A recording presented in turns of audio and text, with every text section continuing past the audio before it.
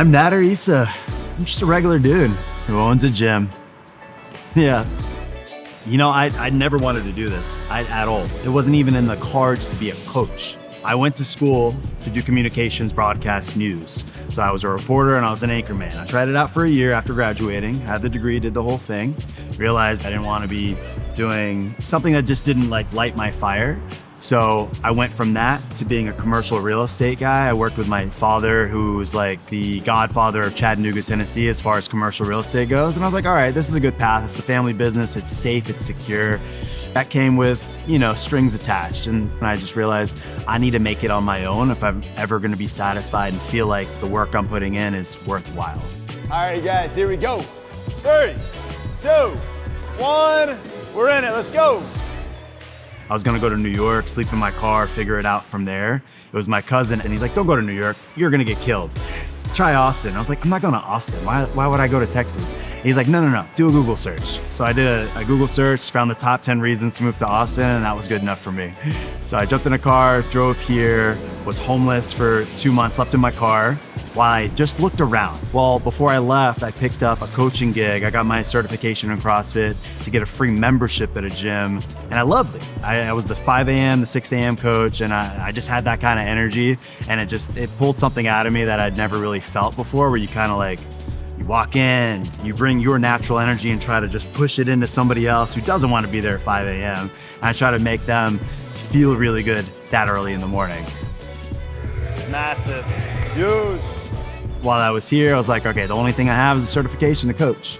So I just jumped from gym to gym, tried to see who was hiring, end up at a gym that ends up being one of the OG gyms. They opened up back in 2006. They were looking for a head coaching gig. So I walk in, immediately I get set up as the head coach. I have the majority of the classes, and I stuck with them for 5.5 years. But there was a lot of things that happened that made me realize why I didn't like working for somebody in the first place. And so I started realizing, like, okay, if I want the life that I want in the career that I want, and I want it to be the way I want, I have to do it on my own. So after 5.5 years, I decided, let's just jump ship, try it out on your own. So I started just kind of walking, running, and scootering the east side. Ended up on this beautiful spot here, and decided to just plant my flag and say, all right, we're gonna try it out. It's just been nosedive into it. Not at all what I wanted to do. It just ended up that way. Beautiful. Full squat, yep. Beautiful. Did it feel lighter because the camera was on you? I know. Yeah. I wanted to put my own culture into the identity of the gym. So I'm Palestinian, and so Arabic is what we speak. So one of the words that always stuck with me was Kawi, and Kawi in Arabic means strength.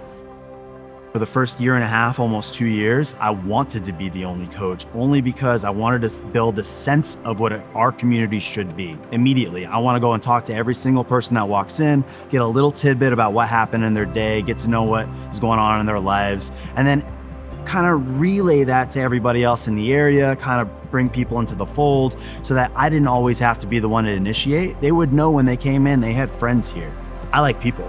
It almost feels selfish, but I like the idea of having people come in looking to me to help them feel better in that way. And so I just grow with energy at the same rate that they grow with energy. As they start to get more tired in a workout, I know I have to give more of my energy to keep them going, and that fires me up even more. All right, guys, 3, 2, 1. We're in it. Let's go, baby.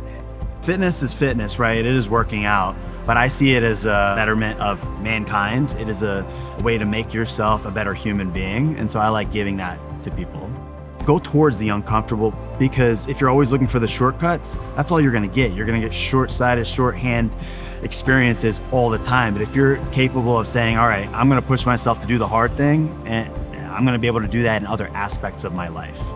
It's the little wins. It's those little things that people don't think that they can do that actually matter more. We just had a client. She has been with us for about 3.5 years. And so we have this thing here where we don't use bands when we're doing pull-ups. And the reason for that is because I've been at so many gyms where people will be on bands for way too long. They'll be on it for 3, 4, 5 years and they'll never actually get their first pull-up. So we chose to do the thing that people would probably end up hating and quitting the gym for, which was to do more boring chin over bar holds or hanging from the bar while everybody else is running around and getting their endorphins up.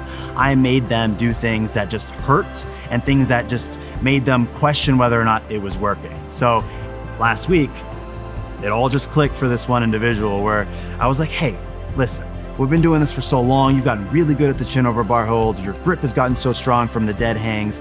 Let's go for it. So she jumped up and bam, she just shot to the top and she was like, wait a second. And I was like, yeah, take a second. Let's try it again. Let's try it again. She jumped up, she knocked it out again. So 0 pull-ups turned into 10 pull-ups. And I was like, there it is. I own the gym because I wanna make sure that everyone else has the opportunity to live their best lives outside of the gym and outside of their work. I want them to be able to get in the shape that they want for their wedding or in the shape for their vacation, or I want them to be able to de-stress from all the paperwork that they have to sit and do for someone else. And I want them to have something for themselves that they can be proud of, right? Because we are our own best project that we could ever work on. Let's go, Kawi, on 3. 1, 2, 3, Kawi. Water, protein, carbs, get out of here.